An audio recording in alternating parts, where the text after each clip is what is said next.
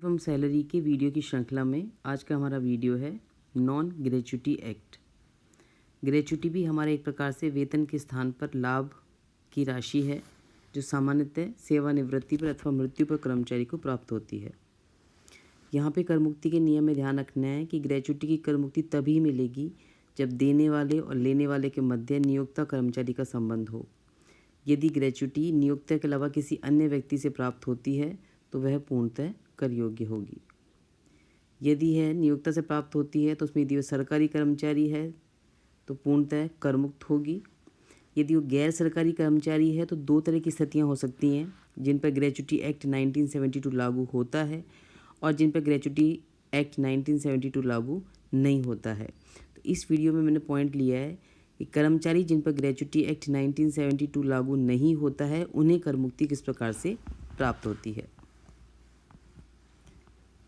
तो कर्मचारी जिन पे ग्रेच्युटी एक्ट लागू नहीं होता हम कैसे चेक करेंगे। तो सामान्यतः ऐसे कर्मचारी जो अर्ध सरकारी कर्मचारी है या फिर वो किसी ऐसी संस्था में कार्यरत है जहां 10 से कम कर्मचारी काम करते हैं तो ऐसे कर्मचारी पे ग्रेच्युटी एक्ट लागू नहीं होगा। यदि ग्रेच्युटी एक्ट लागू नहीं होता है तो हम इन तीन राशियों की गणना करेंगे। हम यहाँ पे तीन राशियों की गणना करेंगे। ग्रेच्युटी की वास्तविक प्राप्त राशि, औसत वेतन इंटू 1.5 इंटू सेवा अवधि के पूर्ण वर्ष और इसकी जो अधिकतम सीमा है वो है हमारी 20 लाख रुपए। वास्तविक प्राप्त राशि सेकंड जो आपको फॉर्मूले से सॉल्व करना है जिसमें औसत वेतन को इंटू करना है 1.5 यानी जितने साल उसने नौकरी की है उसमें पूर्ण वर्ष यानी महीनों को हमें छोड़ देना है। पूर्ण वर्ष के आधे के बराबर औसत वेतन से गुणा करने में जो राशि निकलेगी वह राशि या फिर मैक्सिमम सीमा 20 लाख जो भी कम हो। इन तीनों में से जो भी कम हो वो हमारा कर मुक्त होगा, शेष राशि हमारी कर योग्य होगी। अब यहाँ पे ध्यान रखना है कि औसत वेतन का मतलब वही है जो हमने पिछले वीडियो में जो देखा था अर्जित अवकाश के वेतन के लिए, यानी औसत वेतन हमारा सेवानिवृत्ति से तुरंत पूर्व के तुरंत पिछले 10 महीने के औसत के आधार पर लिया जाएगा। सैलरी का मीनिंग भी सेम वही है। वेतन में हम शामिल करेंगे basic salary, commission on sales और डीए। डीए कंडीशनल है, सेवा शर्तों के अनुसार है तो शामिल करेंगे नहीं तो अपन शामिल नहीं करेंगे। तो सेम वही सैलरी मीनिंग भी वही है जो हमारा एनकैशमेंट ऑफ लीव में था और यहाँ पर हमारा अवधि भी वही ध्यान रखनी है, आपको महीनों को छोड़ देना है और औसत वेतन लेना है हमें सेवानिवृत्ति से तुरंत पिछले 10 महीनों का। इसमें बात वही ध्यान रखनी है सेम, यदि कर्मचारी को पहले भी किसी नियोक्ता से ग्रेच्युटी प्राप्त हुई थी जो कर मुक्त थी तो जब पुनः कर मुक्ति की गणना करेंगे तो जितनी कर मुक्ति हमें पहले मिल चुकी है उतनी हम 20 लाख अधिकतम सीमा में से घटा देंगे। यानी एक कर्मचारी को अपने जीवन काल में मैक्सिमम ग्रेच्युटी 20 लाख रुपए की ही कर मुक्ति स्वीकृत होगी, चाहे उसने एक जगह नौकरी की हो चाहे उसने एक से अधिक जगह नौकरी की हो। मृत्यु के बाद यदि ग्रेच्युटी मिलती है परिवार को तो फिर वो पूर्णतः कर मुक्त होगी। ग्रेच्युटी एक्ट ऐसी संस्थाओं में लागू होता है जहां 10 से कम कर्मचारी कार्यरत हैं। अब एक एग्जांपल लिया है मैंने यहाँ पर। सत्येंद्र एक कर्मचारी है जो ग्रेच्युटी भुगतान अधिनियम 1972 में सम्मिलित नहीं है, यानी ये नॉन ग्रेच्युटी एक्ट का है। फरवरी 2023 को 20 साल और 11 महीने नौकरी करने के बाद फरवरी 2023 को इसको नौकरी छोड़ी है।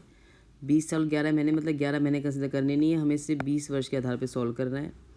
एक कंपनी से सेवानिवृत्त हुआ और ग्रेच्युटी के मिले हैं हमें 1,20,000 रुपये। ये हमारी हो जाएगी वास्तविक प्राप्त राशि। उसका वेतन 30 जून 2022 तक 8,000 रुपये प्रति महीने था और उसके पश्चात 8,500 प्रति महीने था। इसके अलावा उनको 750 रुपये का महंगाई भत्ता भी मिलता है जिसमें आधा सेवानिवृत्ति के लिए लाभों का हिस्सा माना जाता है, यानी हमको आधा ही शामिल करना है एवरेज सैलरी निकालने के लिए। तो यहाँ पे हम तीन राशियों की गणना करेंगे। यहाँ पे पहली राशि हो जाएगी हमारी एक्चुअल अमाउंट रिसीव्ड,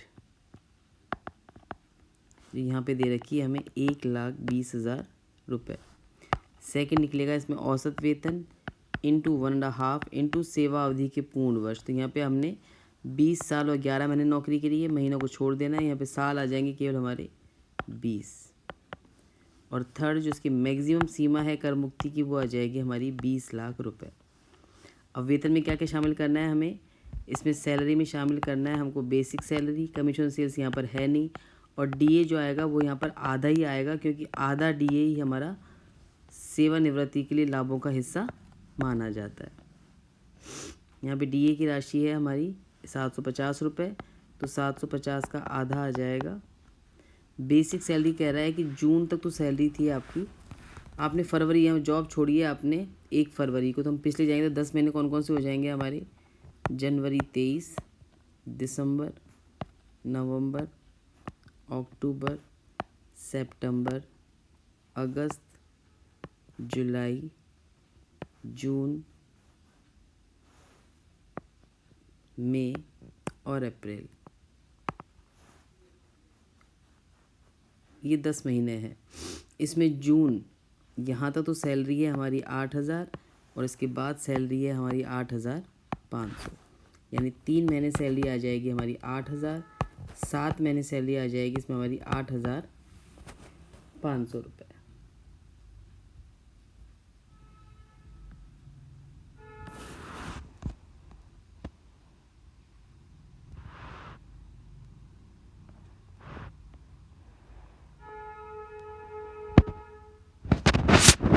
अब इसके बाद डीए हमारा जो आएगा वो 10 महीने का डीए आ जाएगा, लेकिन डीए हमारा आधा ही आएगा क्योंकि आधा सेवानिवृत्ति के लिए लाभों का हिस्सा माना जाता है।